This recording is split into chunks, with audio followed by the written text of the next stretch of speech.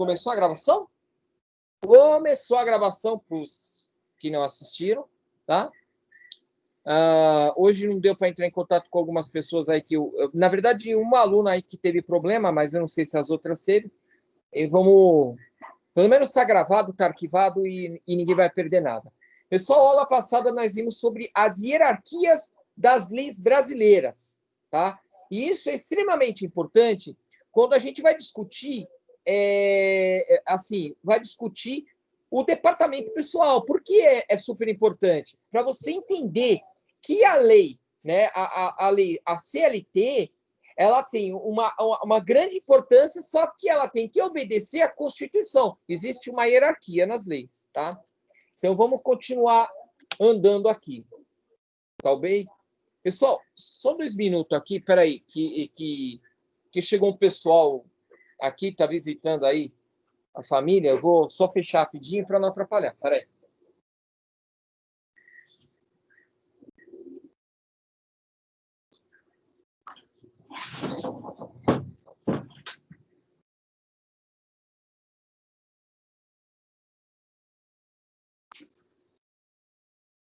Bom, pessoal, vamos lá.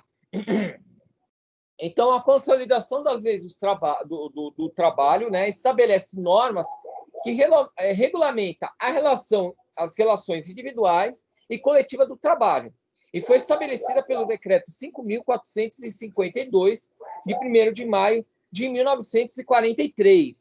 Só uma coisa, né? Nesta época, nós estávamos aí desenvolvendo a nossa indústria. Era necessário atenuar esta relação entre trabalhador e empregado, por causa da própria indústria, senão não tinha como desenvolver. Então, não é que foram bonzinhos, colocaram a lei do trabalho e tal. Foi necessário essa lei do trabalho para atenuar, para criar um ambiente para o desenvolvimento, no início do desenvolvimento industrial, que ele começou lá em 1930, tá? Ele começou aos poucos, né? Na verdade, com um plano de substituição dos produtos importados. Isso aí foi extremamente importante. Então, desde lá, nós temos aí as leis do trabalho. Além das leis existentes, outras fontes, né, que são tomadas para poder julgar um caso, para poder nortear o direito, né, tanto o direito do empresário quanto o direito do empregado. Quais são as fontes, além da lei? Convenções e acordos coletivos, tá? Dissídios, regulamentos da própria empresa, jurisprudência e princípios do direito do trabalho. Espera aí, não estou entendendo. A lei não é lei? Olha, eu vou falar uma coisa. Não funciona dessa forma. Existe um princípio dentro da Constituição Federal conhecido como o princípio da razoabilidade. O que é isso aí da razoabilidade? É você tratar de forma diferente as diferenças de forma diferente. Como assim, professor? É o seguinte, você imagina que você tem a mesma tratativa para todas as pessoas. Ou seja, todo mundo é obrigado a subir uma escada para acessar um departamento. Mas e quem é cadeirante? Também é obrigado.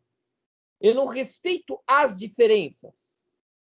Então, existem fatos, né? Existem horas que nós temos que tratar as diferenças de formas diferentes, para que nós tenhamos realmente, de fato, né, ter feito algum direito, alguma, como é que fala? De fato, o Estado seja justo com as pessoas. A justiça nem sempre é tratar de igual, de forma, os diferentes de forma igual. Não é dessa forma. Entendeu? Então, existe esse princípio da razoabilidade. O que acontece? Quando você tem um caso a ser julgado, uma disputa judicial, não existe caso ganho. Não existe assim, não, isso aí é caso ganho, é certeza. Se você tiver um advogado que fala isso, eu não sou advogado, tá? E não preciso ser advogado para falar isso aí. Então, assim, qualquer um falar, Isso é caso ganho. Está errado. Não é caso ganho. Não existe caso ganho. Existe uma grande probabilidade de você ganhar o caso. Isso é diferente. Por quê? Porque o juiz não vai utilizar o direito do trabalho, que é esse aqui, essa última parte aqui, são as regras, para poder tomar decisão. Não, ela vai usar o direito do trabalho para nortear a decisão dele. Olha, tem isso. E tem o porquê que aconteceu esse direito. Ele vai entender, olha, realmente, olha, estava acontecendo muita confusão, isso aí é de direito, tal. Só que também a pessoa fez isso, entendeu? Então ele vai analisar o caso. É caso a caso. O que ele leva em consideração também, além dos direitos que eu coloquei por último? As convenções e acordos coletivos estabelecidos com o apoio do sindicato. O que é isso aí? Convenção. É o seguinte, então não pode trabalhar no domingo. Ou no domingo você tem um regime especial. Tá, se você aplicar esse regime especial para todas as empresas, tem empresa que não vai funcionar. Então, como é que fica a loja que abre no shopping? Ela já paga um alto imposto lá, já paga, como é que fala? Já paga um aluguel do caramba, né? Vai pagar mão de obra, vai pagar tudo, ganha também e tal. Só que ela precisa trabalhar no domingo. Se ela não trabalhar no domingo, ela fecha as portas. É o domingo que ganha dinheiro e outra não vai funcionar no domingo. Que isso? Então, como é que fica o cara que te atende quando acaba a luz, quando acaba a água da sua casa, à meia-noite? Como é que fica? Hein? Você entende? Então, as coisas têm que se adaptar. Entendeu? É claro, por exemplo, o professor vai ser obrigado a trabalhar 1h da manhã. Não, não tem o porquê. Só que um cara que vai limpar a fossa, né, ou talvez ele vai construir lá o asfalto, tudo, ele precisa trabalhar nesse horário, porque vai interditar uma via. Você entende? Então, são situações diferentes. Eu não posso tratar da mesma forma. Então, existem essas convenções que realmente os patrões eles chegam e falam: peraí, não dá, então vamos fechar isso aí. Não dá, não tem como. Fechando, todo mundo vai mandando embora e acabou. Então, aquele setor fechou, porque não dá para trabalhar com aquele setor nesse país. Você entendeu? Então, para viabilizar, existem acordos. E outra coisa, tem o cara que atende telefone o dia inteiro, tal, ele começa a ter problemas, né, de audição e tudo mais. Então, o sindicato olha e fala: mas peraí, não dá para trabalhar dessa forma. Eu entendo que vocês precisam ganhar dinheiro, mas não dá assim. Tem que ter leis específicas para cada tipo de segmento, setor e tudo mais assim por diante, porque senão não tem condição. Então, o que acontece? Existe, sim, um acordo entre os empregados e os empregadores, tá? Para chegar num acordo comum, numa regra específica para aquele segmento. Quem representa os empregados é o sindicato, que ele vai conversar com os patrões e vai fazer esse acordo, tá? Não tem como o próprio empregado brigar de igual para igual com o patrão. Não tem como. Você não quer? Não quero trabalhar. Tá bom, faço o bico. Então tá bom, ele pega no dia seguinte, manda você embora, chama outra pessoa que quer. É muito fácil. Agora, o sindicato, ele ajunta um monte de gente e a briga é mais embaixo. O problema é que o sindicato também está perdendo força, né? Não sei se vocês estão acompanhando as últimas leis, ele está perdendo muita força. E ele também foi, desculpa falar, ele foi corrompido ao longo do processo. Né? Tem sindicato que está mais representando os interesses próprios do que os interesses empregados. Então, nós estamos, na verdade, numa coisa que tá ficando complicada, né? Mas vamos ver o que vai acontecer. Talvez mude algumas coisas, né? Porque vai chegar num ponto que vai ter que mudar. Né? O sindicato ele tem um papel importante, ele não pode se corromper e também não pode perder força. Tá? Então, olha lá. Então, nós temos essas convenções que elas são acordos. Quando o acordo é firmado, ambos chegam no acordo, não, beleza, vamos fazer assim. Então, nem para você, nem para mim. Vamos chegar no acordo? Vamos. Está aqui o acordo. Esse acordo é firmado E o juiz vai levar em consideração quando tiver uma disputa judicial.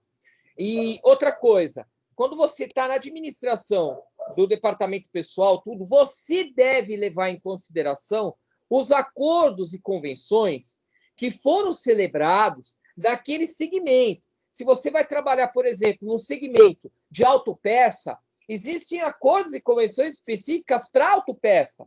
Se você for trabalhar na metalurgia, tem acordos da metalurgia. Se você for trabalhar, por exemplo, vamos trabalhar, como eu estava falando aí, né, de reciclagem, tem coisas específicas para reciclagem ou não tem. Então, assim, eu particularmente não sei tudo, é um mundo enorme aí, tá? E, inclusive, às vezes, tem advogado específico para aquela área, né? É engraçado isso, né? É para aquele determinado segmento. Eu vejo isso como professor, né? Já utilizei o advogado. E assim, você vai falar com o advogado, quando o cara é específico, ele já tem lá, ele já sabe o funcionamento daquela área, ele já tem todas as convenções e acordos, tá? Outra fonte que deve ser vista pelos administradores, por juízes, né, por todo mundo, são os dissídios coletivos. O que acontece? Deixa eu explicar no dissídio. Chega uma hora que o empregado e o empregador não chegam no acordo. Tem aquelas greves que continuam e aí, assim, vai na força. Vamos ver quem pode mais.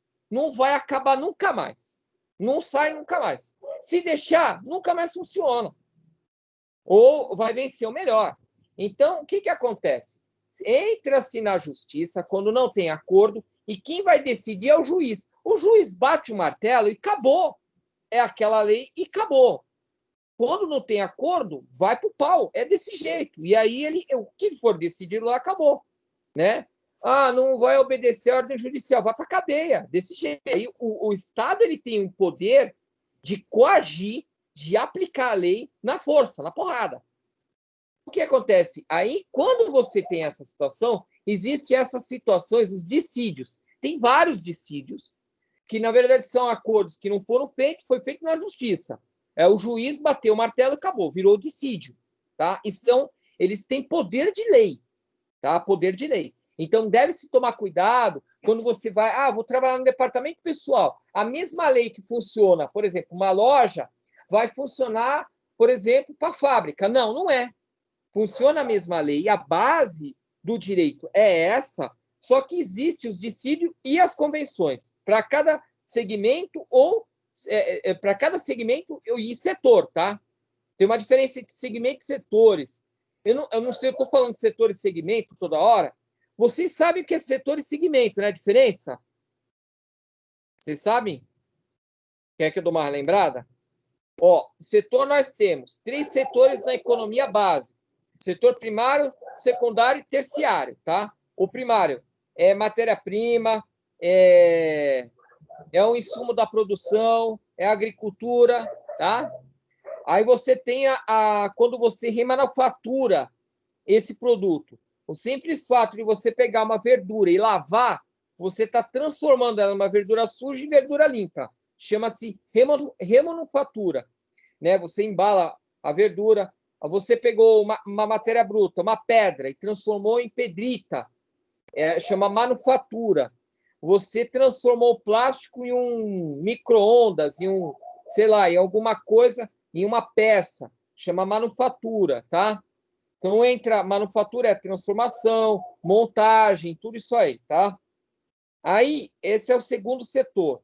O terceiro setor é o quê? O serviço e o comércio, que tem grande importância, tá? Para a economia no geral. Esse é o terceiro setor da economia. Agora, tem uma diferença. O segmento é o segmento que atua. É a especificação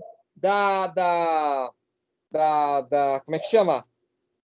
Do core business da empresa. Então, por exemplo, eu trabalho com a indústria de imóveis. Qual é a indústria de imóveis? Chama-se indústria moveleira, tá?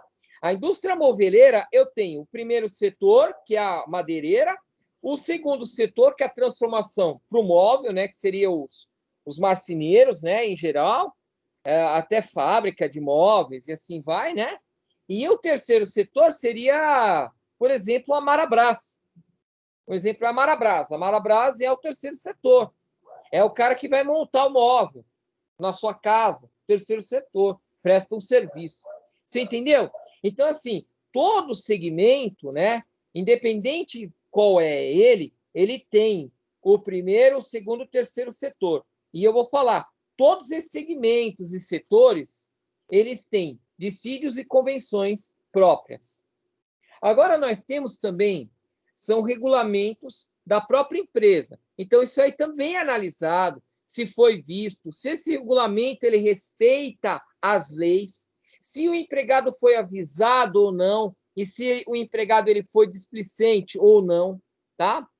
E nós temos a jurisprudência. A jurisprudência são casos que já foram julgados e eles servem como base, como uma construção de ideia para o jurista. Existem várias jurisprudências nos quais, né, são utilizadas para nortear as ações, para nortear as decisões que são tomadas. Tudo bem? Então, não é só a lei. Tá? Isso é importante. Não que você vá procurar jurisprudência, não que você vá procurar dissídios e convenções. É importante o administrador ele ter uma visão do que existe, do mundo que existe, para que ele entenda a importância do advogado e que ele entenda também a importância que não é só uma coisa exata, que o direito não é uma ciência exata, está na lei, é isso, isso. E eu faço um programa que toma decisões e julga o caso. Não tem como. Cada caso é específico. Então, é importante o administrador ele ter essa visão. Tá bom? Vou citar um caso interessante aqui, tá? É um caso de um vigilante. Muitas empresas contratam vigilantes, tá? Vigilante, ele ganha mais. Ele ganha aí, acho que, entre um salário mínimo e meio, caminha para 2 salários mínimos até 3 salários mínimos. Existe um teto para o vigilante que é maior do que para um porteiro. O porteiro, ele ganha um salário mínimo, tá? Quem é da área sabe mais ou menos como é que é. E para você ter uma balada, na porta da balada, não é um porteiro, não é um controlador, chama controlador de acesso. Não é controlador de acesso. É um vigilante, certo? E esta empresa contratou um controlador de acesso para pagar menos e colocou o cara como controlador de acesso, tá? Existe um site, eu esqueci, depois eu vou tentar lembrar, eu até vejo para passar, que é interessante. São os acidentes que você pode sofrer de acordo com a sua profissão. E aí você sofrendo aquele acidente, tem uma lista enorme de acidentes, tá? Só que tem acidentes que você sofre e que não é coberto. E aí você sofre acidente, vai para se aposentar, né? Porque por invalidez, tudo, e você não consegue se aposentar. Porque aquele acidente não estava na lista. Isso é uma encrenca que vocês não sabem o tamanho dessa encrenca.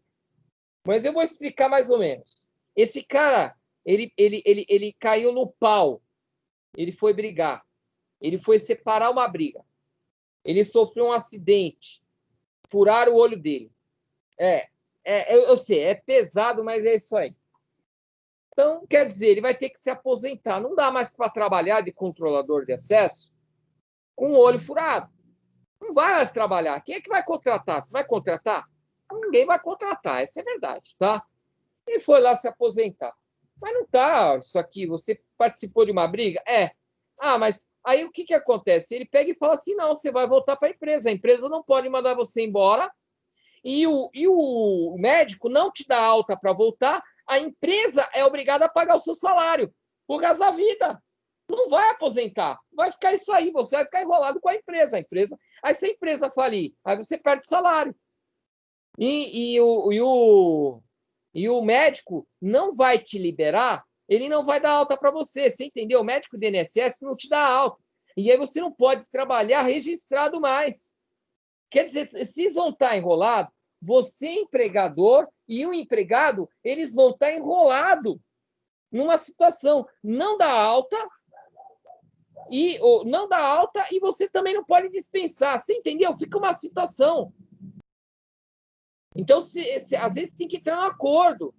Se entrar no acordo, né? Você entende? É um negócio meio chato. Não, eu não te pago mais, eu te dispenso se você não me processa. E fica por isso mesmo, porque senão eu vou ser obrigado a te recontratar de novo. Mas você assina um termo aqui, ó. Você recebe 60 mil, você vai para sua casa, nunca mais você vem aqui, entendeu? É mais ou menos isso. Não tem o que fazer. Ah, tem solução? Não, não tem solução. Tem casos que não tem solução. É só você ir lá na fila do INSS lá, é só você esperar lá, vai vir um monte de velhinho, aí você vem um cara que é tremendo, um cara com olho furado, um cara com tudo arrebentado, e que fica indo lá e está vinculado com a empresa. E não está aposentado por quê? Alguns casos se aposenta, porque ele sofreu um acidente dentro dos acidentes normais. Agora, o cara estava fazendo uma outra função que não era a dele, então o INSS não vai cobrir. É a empresa que vai cobrir. Agora, de quem foi a culpa? Tem uma solução. Mandar o cara por justa causa embora. O cara tem que assumir que a culpa é dele. Aí é justa causa. Aí entra. Ele foi avisado das regras? Não. Ou ele sofreu uma hierarquia, é para fazer isso, ele prova, ó, teve uma hierarquia, falou que se não fizer, então, e aí? Entendeu? De quem foi a culpa desse acidente? Se a culpa foi da empresa, a empresa tem que assumir, não o INSS, o resto da vida. É isso aí que você está escutando, é por resto da vida, não vai se aposentar, vai ficar, a empresa vai pagar o salário dele, por resto da vida. O INSS não quer saber. Então, pessoal, toma cuidado às vezes, né? Até quando eu falo, né? Esse negócio, eu falei ontem, regulamento da empresa, fazer o cara assinar. Porque isso aí causa uma encrenca para dentro da empresa, que é assim, é uma encrenca fenomenal. O negócio vai rolando e aí fica aquele caso, que nem eu comentei ontem. Tem um funcionário lá no Centro Paulo Souza que fica lá circulando lá. Não tem o que fazer. Não tem. Mas se é a solução, como é que vai ser? Não existe solução. Não tem. É isso aí, ó. É a bucha, porque houve um erro na comunicação. Então tem que ser protocolado, você tem que apresentar a norma, essa norma tem que ser revista por um advogado, tem que estar direito, tem que estar de acordo com a lei e tem que estar de um jeito que você não vai se estrepar. Você tem que saber muito bem o limite de cada funcionário, de cada função. Se você não sabe, vai fazer tudo. Ou é o cara que é auxiliar de escritório, limpa o banheiro, entendeu? Aí ele sofre um acidente limpando o banheiro, quem é que vai pagar a conta? Que se dane. Aí é a bucha. É a bucha para todo quanto é lado, entendeu? Por exemplo, eu como professor, eu posso trocar uma lâmpada? Não. Minha função é professor. Mas você vai fazer a sua função. Beleza, eu pego, sofro um acidente trocando a lâmpada, acidente trocando a lâmpada, beleza. Até a hora que eu vou para o INSS, ó, não dá, porque eu estou tremendo, não consigo mais escrever na lousa, né? Teve um problema neurológico, né? Neurológico, né? Afetou os neurônios e assim vai, né? Não sou médico, mas é mais ou menos isso. Tem um problema lá e não vai mais. Beleza. Quem é que vai me aposentar? Ninguém. Aí de quem que foi a negligência? Do professor ou do Centro Paulo Souza? Garanto que o Centro Paulo Souza não vai querer assumir a bucha, não. Então, é aquele negócio, tem que prestar atenção, às vezes, no trabalho, né? E o contrato de trabalho? O que é o contrato de trabalho? Tá? Ele é um acordo firmado pela empresa com o colaborador, de maneira escrita, expressa ou formal, verbal. Né? Quando o empregado ingressa numa organização para trabalhar, é preciso formalizar sua situação na carteira de trabalho, tá? Então, você precisa fazer o contrato na carteira de trabalho e aí você faz o contrato de trabalho com ele também, registrar ele. A partir do momento que ele entra dentro da empresa, você deve registrar ele, tá? Eu até vou dar uma olhada agora na internet, que é o seguinte, até me deu uma dúvida. Tem um pessoal que pega a carteira de trabalho e fica 2 anos. 2 anos. tá? Tem um pessoal que não está conseguindo. Pessoal, avisa lá, depois amanhã eu dou uma olhada, depois eu converso com eles, que agora não dá para parar, né, a aula, né? Depois eu converso com eles direitinho, eles têm a gravação, a gente tem que caminhar, né? Mas tem que ver isso aí um pouco antes, né? Então vamos ver. Devolução da carteira de trabalho.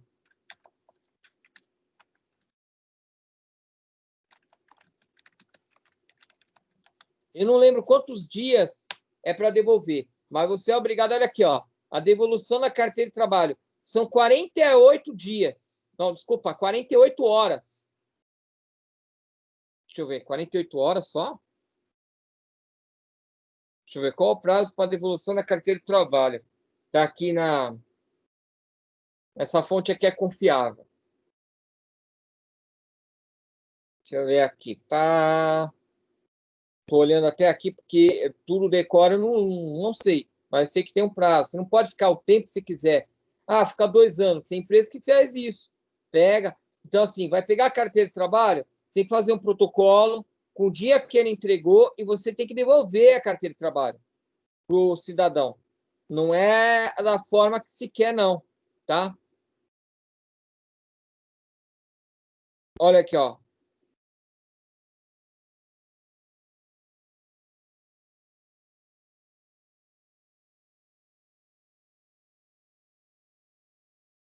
Peraí, devolução, mas caramba, aqui tá difícil de achar, viu? Qualquer coisa eu busco até depois, né?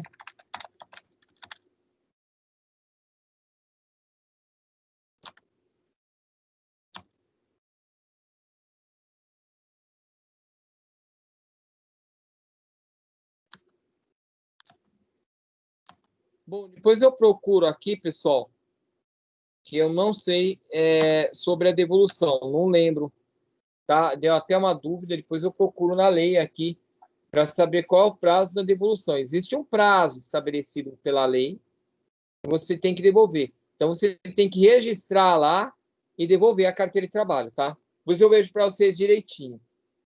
E o contrato de trabalho por tempo determinado, o que é isso aí? Esse tipo de contrato, o trabalho é o que possui uma data pré-fixada para término do vínculo.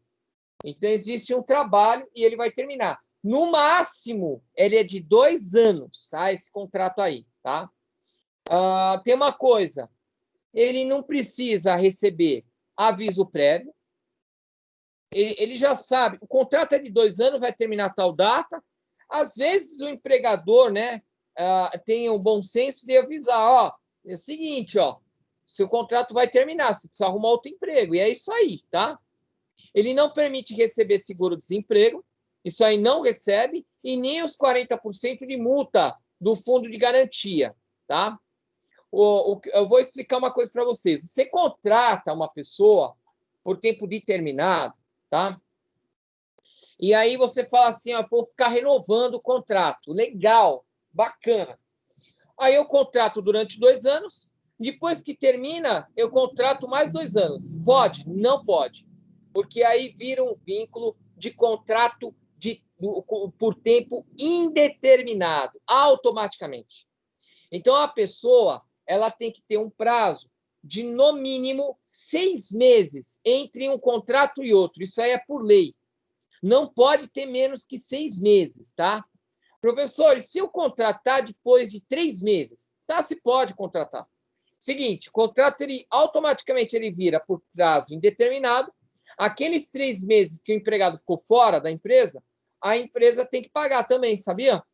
Pode não pagar agora, mas na justiça ela vai ter que pagar, vai ter que acertar. Mas o cara não trabalhou. Mas não passou a carência de 6 meses. Você fez errado, tá?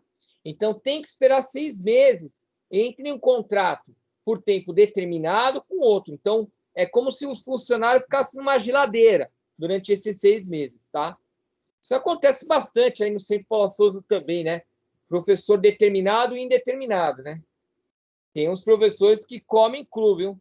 Determinado, dureza, viu? O cara é contratado, não é funcionário. Aí, então, esse aí, pena, ganha pouco, vence o contrato, última a escolher a aula, vou falar, viu? Parece o ratinho do Big Folha, até dói. Tem uns caras que competente pra caramba. Não deveria de ser assim, tá? Contrato de trabalho por tempo indeterminado. Esse aí que eu estava falando, né? Esse aí é o quê? Ele é o padrão. Não tem prazo para terminar. Então, ele segue o padrão. 90 dias de tempo de experiência. Esses 90 dias, ele é na carteira de trabalho, nenhum em outro lugar, né? Não é de boca, não, tá? Normalmente, esses contratos têm apenas uma data de início e vai, tá? Existe o aviso prévio, tanto da empresa quanto do empregador. Caso a saída seja justificada, ou seja, a famosa justa causa, e aí você não recebe seguro-desemprego, não recebe os 40%, não recebe mais nada, né? Além de sujar a sua ficha, né? A justa causa é complicada, né? O pessoal acho que já conhece esse termo justa causa. A empresa pode dar justa causa e o empregado também pode dar justa causa na empresa. Não sei se vocês sabiam disso aí. O próprio empregado ele pode dar uma justa causa na empresa. Empresa que não respeita, atrasa salário constantemente, desrespeita o funcionário, né? O empregado pode juntar provas, e não precisa ficar esperando, ele vai ter que me mandar embora. Não.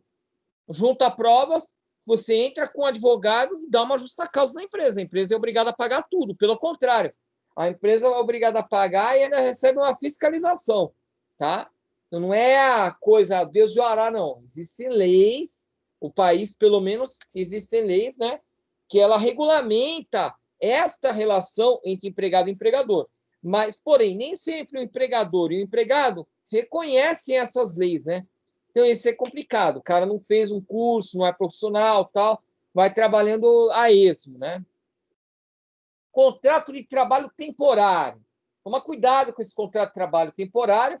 Então, ele é um fim específico, tem que ter uma justificativa para você ter contratado o cara temporariamente. Não é que você vai apresentar uma justificativa, não, você contrata. Caso tenha algum problema como é que fala?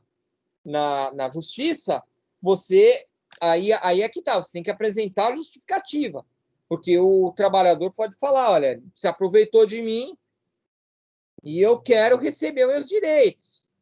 Aí é que tá. Mas o contrato era temporário? Não, não era. Isso aí é uma farsa. Aí então a empresa tem que falar que teve uma necessidade. Ou é por um aumento súbito de demanda, então, no caso, contrato temporário, se é Páscoa, empresa que mexe com ovo de Páscoa, essas coisas, né? Então, antes da Páscoa, antecede a Páscoa, o comércio, ele contrata temporário durante a Páscoa, por causa do aumento súbito na demanda, no produto. As empresas de comércio também contratam funcionários por tempo temporário no Natal, né? Ou quando algum funcionário se afasta. Eu tenho um funcionário que ele vai se afastar, a funcionária ficou grávida, vai ficar por um determinado período, né, afastada, e eu preciso cobrir esse funcionário. Então, é uma justificativa que eu tenho para contratar uma pessoa temporária, né? Então, olha lá. Então, é um tipo de contrato temporário, está relacionado ao período em que o colaborador assume a necessidade, né, assume uma necessidade, né, da empresa, na saída de um outro funcionário, né, e entre outras coisas, tá? Esse modelo se encaixa também em algumas demandas, né, aumento de demanda e tudo mais, mas é temporário, é uma coisa transitória e é regulado por essa lei aí, né, 73.841 do artigo 1º, que descreve o significado desse trabalho aí. Olha lá, extraordinário. E esse é o negócio, tá? Outra coisa, uma observação interessante sobre esse contrato, tá? Esse modelo, ele tinha uma duração máxima de 3 meses, tá? Segundo a lei, né? E a possibilidade de prorrogação. Porém, né?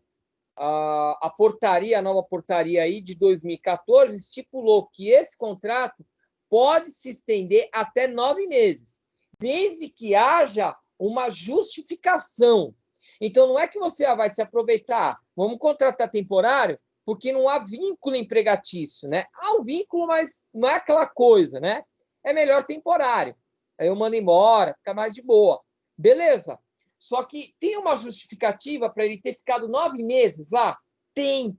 Teve um acidente, um funcionário, e teve um aumento súbito de demanda que não vai ter mais. Teve uma. Você entendeu? Tudo tem uma justificativa para que tenha este contrato. Então, ele pode ser até 9 meses, de acordo com a portaria de 2014. Qual é essa portaria? A 789. Pode pegar a portaria, está lá, até 9 meses que você pode contratar. Desde que haja uma lógica, né, uma justificativa.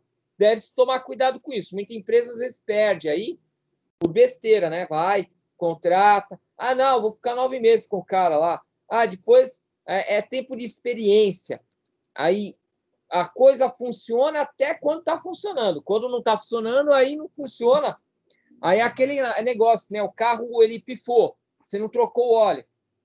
Não trocou o óleo. O que acontece? Vai ter que fazer o motor, né? Aí a coisa não funciona, mas tem uma encrenca, né? Você entendeu? É sempre assim. Aqui com o empregado é a mesma coisa. A coisa não funciona, não é que para de funcionar, tem uma encrenca. Contrato de trabalho eventual. Esse contrato aí, pessoal, é aquele negócio, né? É um tipo de contrato de trabalho eventual diferente do temporário. Não pode se confundir, tá? Pois não gera vínculo, ele não gera vínculo nenhum. Nesse caso, o empregador exerce trabalhos por curto períodos. É esporádico, não é assim direto, é esporádico. Ah, aqui, ali e tal. Ele cobre, na verdade, vamos, em outras palavras, ele cobre buraco, né? E nem considera como empregado da empresa. Ele não é empregado da empresa, tá? O artigo 7º da Constituição Federal, no inciso 26, né? Não, 24, ele fala sobre esse tipo de trabalho ocasional, né? Então, assim, ele é um trabalho avulso, é um trabalho... Então, tem alguns trabalhos rurais também que são assim. Um lugar que tem esse tipo de trabalho eventual é no Estado, professor de Estado, né? Para você ter uma elucidação. Ele é contratado, né? Ele fica, na verdade, na geladeira e não ganha nada. Ele não é um empregado da empresa. Mas, porém, quando falta um professor, né? O professor entra de licença, esse eventual entra na sala de aula. Tanto que ele entra para cobrir uma aula, depois ele cobra uma aula. Por exemplo, o cara ele é formado em uma determinada área, é português, mas ele entra na aula de matemática, mas ele não vai dar aula, ele não é a obrigação dele dar aula. Ele vai cobrir o buraco. Essa é a verdade. Então ele cobre o buraco. Ele é eventual, ele não tem um vínculo com o Estado. Ele só tem um contrato que ele pode trabalhar como eventual. Quando a escola chama, precisa, ele vai lá, ele ganha quando tem. Quando não tem, não ganha nada. É chamado eventual, tá? Tem muitos professores que trabalham com esse contrato eventual, né? O Estado, a prefeitura, né? Depende da prefeitura, trabalha aí com esses contratos eventuais. Tem algumas prefeituras que ela trabalha diferente. O cara, ele ganha, mesmo sem ter aula. É um pouquinho diferente, tá? Desse eventual. Trabalho autônomo, né? Esse trabalho autônomo. O que é o trabalho autônomo? Ele é realizado de forma independente, por conta própria. Nesse caso, o profissional, ele é responsável por planejar, exercer suas atividades. Ele se responsabiliza, não é o gerente, tá? Sem subordinar a ninguém. Pessoal, esta palavra subordinar não pode haver. Se houver subordinação, ontem é o que eu falei. Aí pode haver um vínculo empregatício aí que deve estar oculto, né? Então já entra outra coisa. Pode haver uma encrenca. Então, teoricamente, não há subordinação, tá?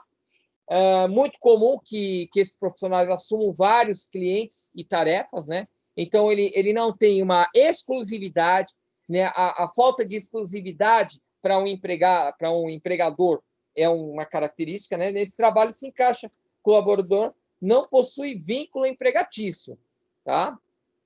O estágio é outro contrato. O estágio ele também se encaixa no modelo de trabalho que não possui vínculo empregatício. Presta atenção. O estágio não tem vínculo empregatício, só que tem algumas leis, tá? Nesse caso específico, o tipo de contrato de trabalho, na verdade, é um termo de compromisso. Ele é diferente de um contrato de trabalho, que é assinado pelo estudante e o colaborador, onde estão definidas a atuação profissional. Ele tem que estar vinculado ao que o aluno está aprendendo. Presta bem atenção. Estou fazendo um estágio de administração, mas eu estou fazendo uma faxina. Não é. Isso aí não caracteriza. Olha, se pegar prova, isso aí não é um estágio. Desculpa, mas não é um estágio. Não tem nada a ver com estágio em administração. Lembrando que o estágio é um momento de aprendizagem, onde o estudante pode colocar em prática suas competências e habilidades. Tá? Então, a lei do estágio ela é regida por essa lei, 11.788, em seu artigo 3º, tá? de 2008. Ele fala sobre a questão do vínculo empregatício. Então, olha lá, o estágio, né, em posse dessas leis aí, né, deixa eu ver. Não cria vínculo empregatício de qualquer natureza, tá? E outra coisa, para que continue o estágio, porque senão o estágio ele acaba, ele tem que ter uma matrícula, ele tem que estar vinculado a uma matrícula, uma escola, tá? Principalmente a frequência, não pode ter menos que 75% de frequência, senão você termina o seu contrato de estágio, ele cessa, tá? Então, por isso que tem que levar lá o boletim para a empresa pede, a empresa liga para a escola, né? Isso aí tem esse acompanhamento, tá? A celebração do termo de compromisso entre educado faz parte do concedente de estágio, instituição de ensino, também tem que fazer esse negócio todo, esses trâmites, tá? Compatibilidade entre as atividades, já tinha comentado contigo, né? Então, tudo isso aí faz parte da lei do estágio. Ela tem estas leis. Não adianta se arrumar um estágio, frequentar. Não estou frequentando. Então, a falta vai aumentando. Aí o cara vem desesperado porque ele sabe, ele descobre na última hora que o estágio que você pode perder o vínculo de estágio. Simplesmente você pode.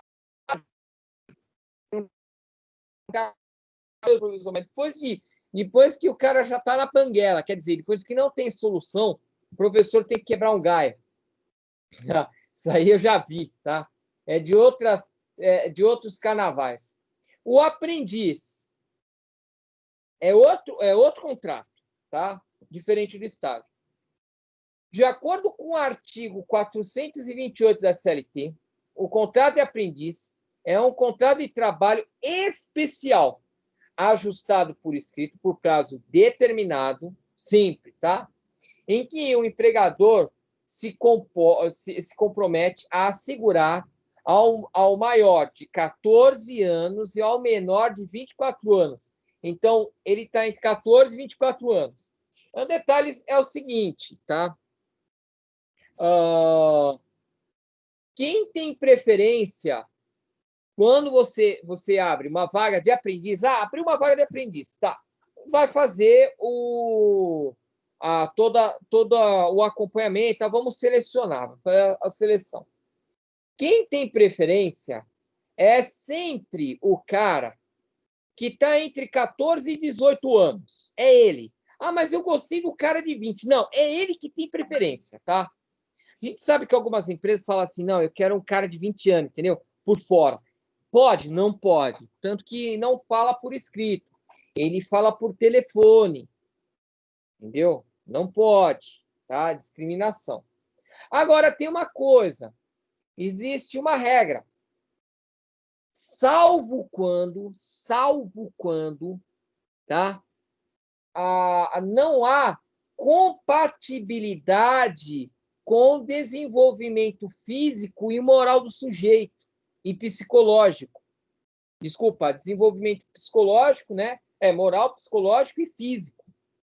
Aí você pode, através disso, argumentar e falar, não, o aprendiz aqui tem que ter 20 anos. A preferência é que tenha 20 anos.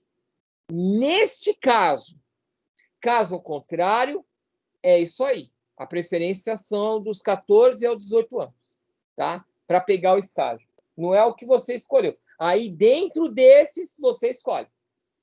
Se, por exemplo, vem o cara de 14 e 18 anos, tinha 10 vagas, só tenho 5 aqui. Aí, as outras 5 eu posso contratar os caras dos 20 ao, sei lá, entendeu? Aí pode contratar o cara do 20, 24 anos, assim, tá bom? Aí, o 24 anos é a idade da loba, né? Vamos lá.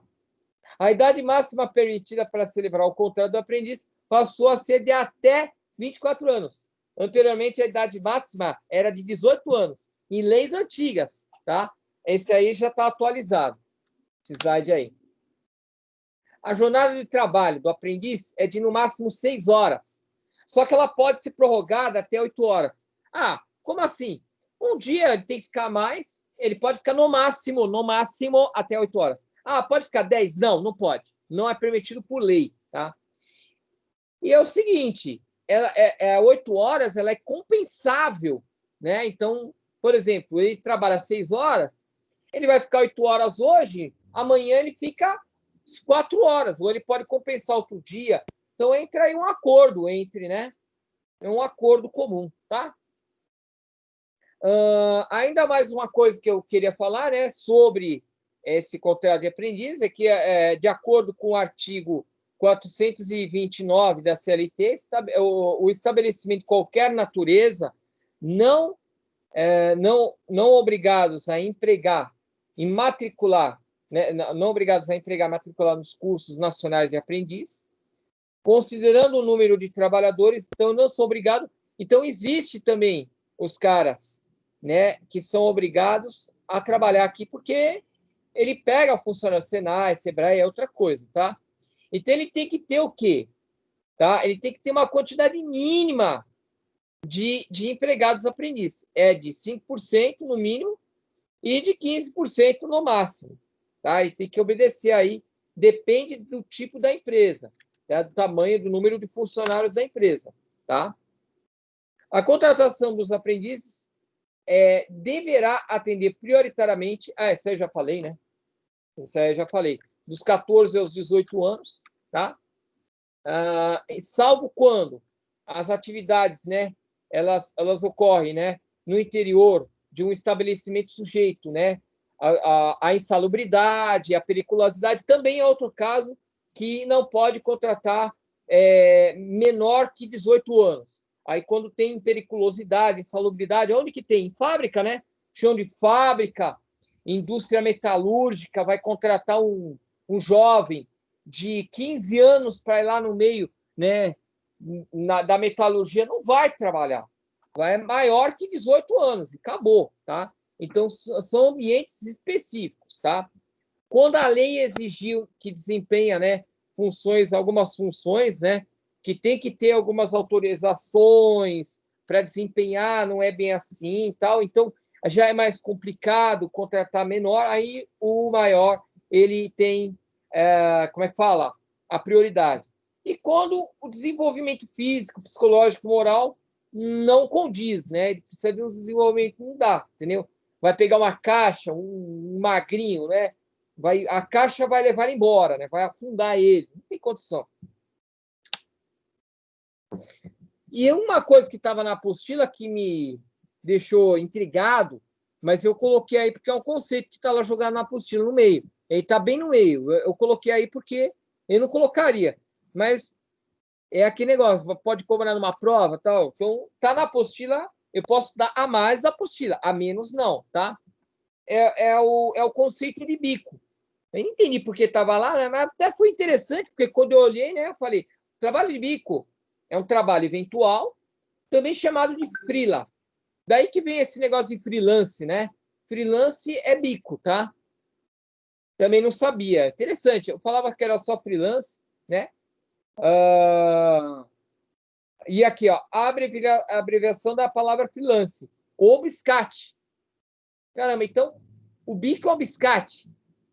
Na minha vida, eu já fiz bico. Então, eu já fui um biscate.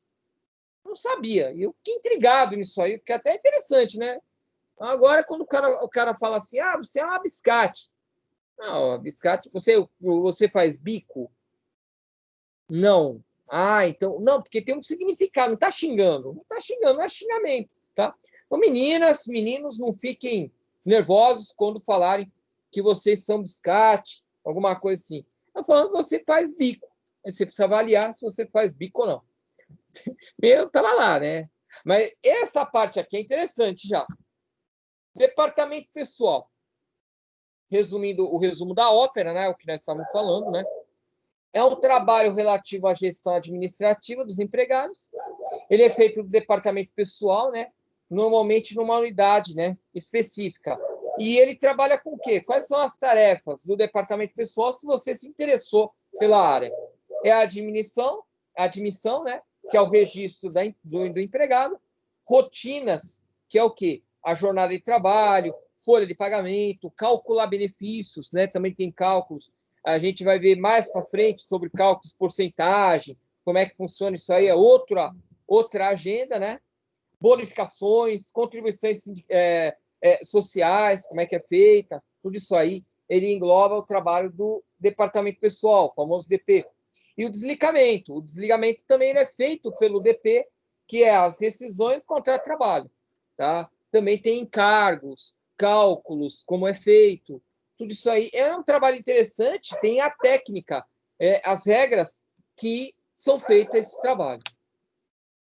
O registro do empregado, o que eu preciso ter? A carteira de trabalho e a previdência social, é o básico, tá? Você tem que pedir a carteira de trabalho, novamente, tem um tempo para devolver a carteira de trabalho, não lembro qual que é, depois eu vou pegar para vocês, é interessante até saber, outro dia eu peguei, mas faz tanto tempo que eu não vejo, que aí eu esqueci. O atestado médico, né, de acordo com o PCMSO, que é o Programa de Controle Médico e Saúde Ocupacional. Pessoal, normalmente é o famoso médico que conta piada. Esse que é o problema. Contrata-se uma pessoa doente e depois fala assim, agora estou enrolado. Não, você não contratou um serviço meia boca? Então, tá aí, ó.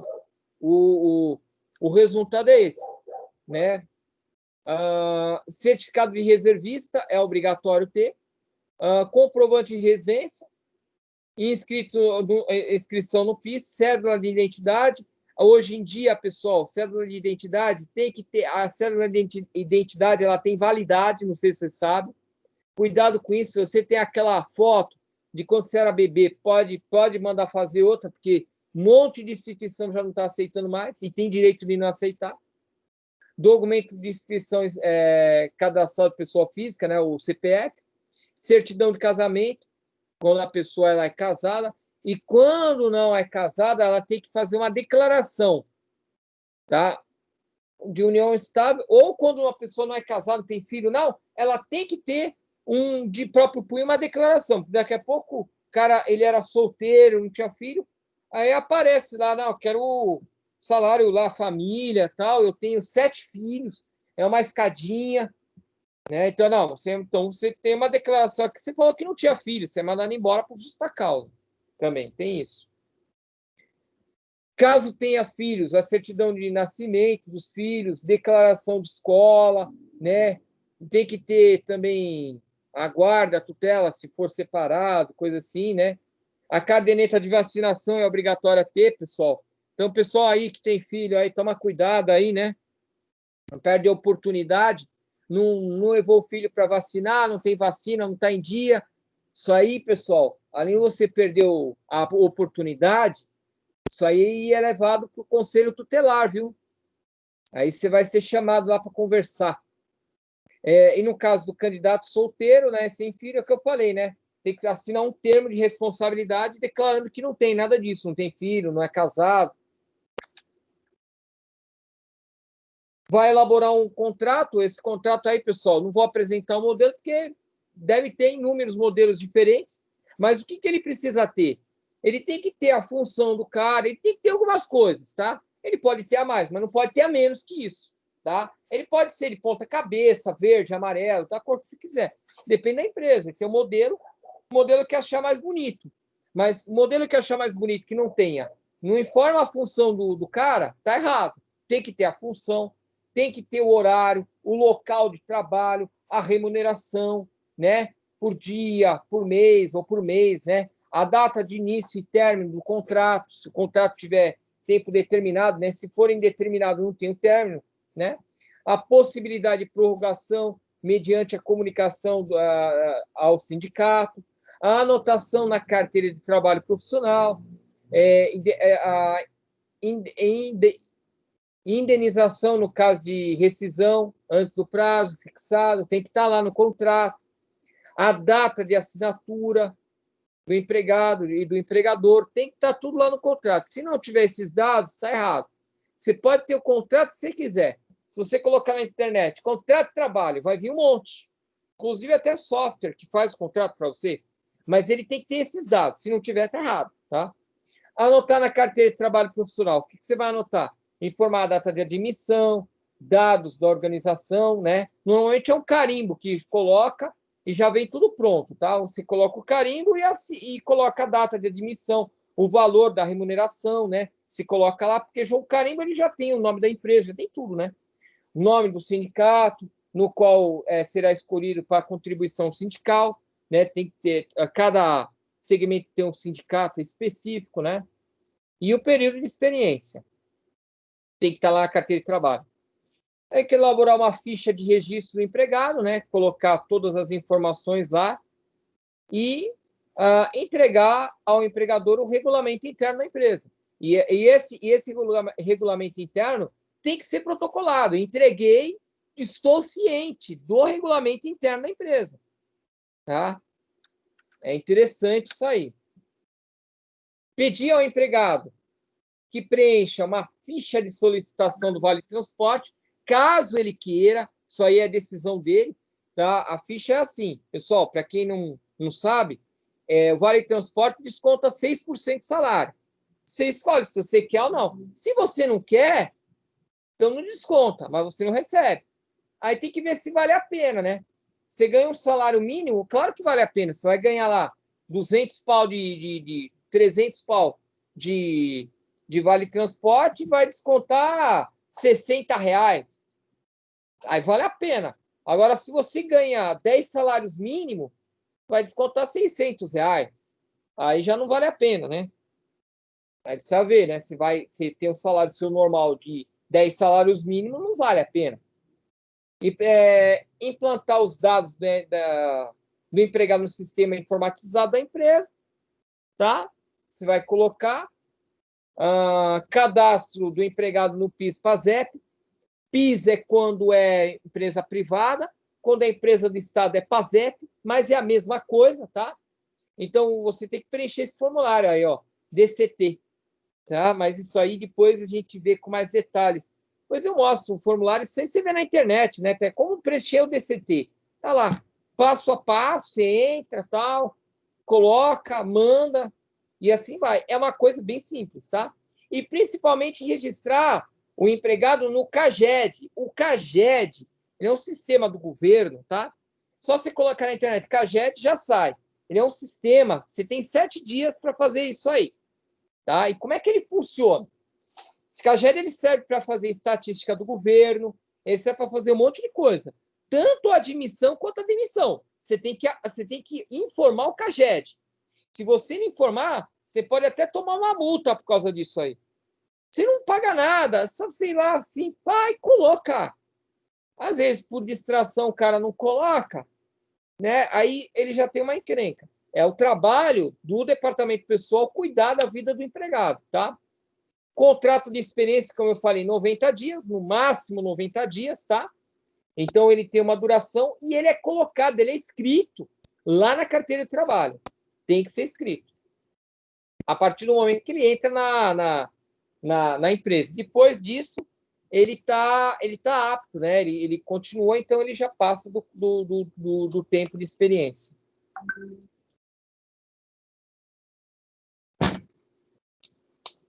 Essa parte aqui também é super importante, que está lá na... Isso aí já é parte da apostila de vocês. De acordo com a Lei 8.213, tá? De 91, existe a obrigatoriedade de manter alguns deficientes físicos na empresa, tá? E aqui tem alguns percentuais embaixo. Entre 100 e 200 empregados, 2%. Entre 200 e 500, 3%. Entre 500 e 1.000, 4%. Mais de 1.000, 5%. Tá? Deixa eu explicar uma coisa para vocês. Você está lembrado daquele contrato de aprendiz? Ele pode ser o deficiente físico. Você sabia disso? E ele pode ser prorrogado por 4 anos. Uma adaptação mal feita do governo, falar, pô, vou contratar esses caras aí e tal. Aí, não, tá bom, então, né, deixa contratar como aprendiz. Então, você pode contratar o aprendiz e o deficiente físico. Ou você pode incluir no deficiente físico como ele aprendiz. Ele ficar 4 anos. Ai, que legal. Um monte de empresa faz. É uma sacanagem? É uma sacanagem.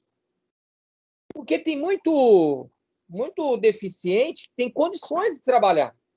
Né? Não dá para entender porque que precisa ter uma lei para igualar as coisas. O cara vai trabalhar no escritório, não, ele é obrigado, entendeu? Ah, mas aí vou ter mais um cara para concorrer. Não, não é. Ele tem direito a concorrer como você tem, qualquer um outro, a vaga. É isso que não dá para entender. Mas nós tivemos que chegar a este ponto de colocar um percentual para que as pessoas enxerguem de forma, né, mais justa, seja feito de forma mais justa. Tem que ser pelo poder de lei. Tá?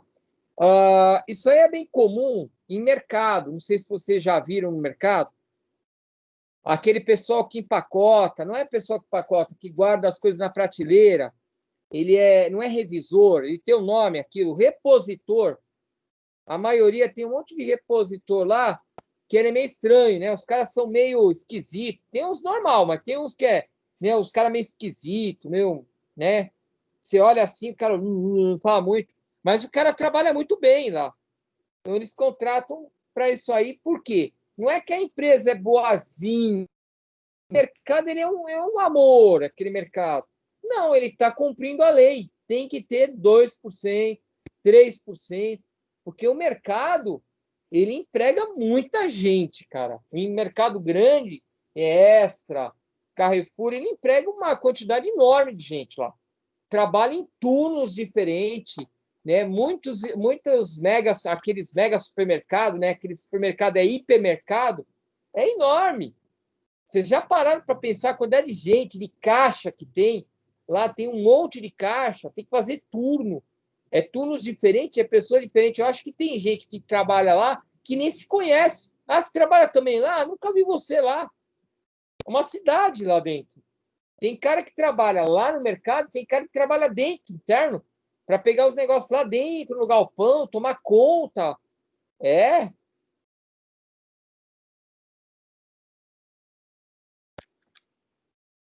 Ali é o mundo, né?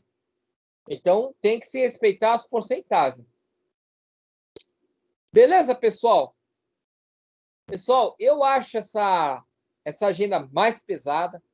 Ela é mais teórica, mas ela tem bastante. A parte de direito dela ela é super importante. Né? Eu acho que é uma área, ela é mais burocrática, para quem gosta, tudo. Eu particularmente, eu aprendi essa parte mais para, como é que se diz? Para trabalhar, né, como administrador, mas não para trabalhar no departamento pessoal. Mas é uma área extremamente importante. A próxima agenda, eu acho também um assunto bem pesado. Ela é departamento pessoal 2, e ela vai englobar outros aspectos do departamento pessoal que não acabam por aí, como jornada de trabalho, tipos de jornada de trabalho, né? Aquele 6x1, o que é aquele negócio lá, como fala, as horas extra, cálculo de hora extra, exemplos de cálculo, né? De adicionais noturnos, de periculosidade, diferença entre insalubridade e periculosidade, hora extra e assim por diante. É uma agenda bem interessante, ela pega um outro aspecto do departamento pessoal, muito importante. E eu espero que ninguém perca aí as agendas, tá ok? Então, pessoal, hoje hoje praticamente foi um pouco mais cedo, mas também a gente trabalhou pesado. Ontem a gente trabalhou até meia hora a mais, né? Segurei vocês, né? Peço para que vocês, por gentileza, se vocês puderem, para mim, tá? Entra lá no Ava. Tem o fórum de ontem, dá um oi também lá mesmo, tá? Eu preciso de fluxo lá, tá? Se vocês puderem fazer o favor para mim, por gentileza. A gente precisa ter o fluxo, além da aula aqui, a gente não pode se descuidar do Ava, tá? Nem como fazer todas as atividades, tudo tem que estar sendo feito lá. Tá bom, pessoal? Então é isso, pessoal. Terminamos aí uma agenda pesada, né? Agenda 4 e agenda 5, elas são mais complicadas, né? Para a gravação, para não ficar muito pesado.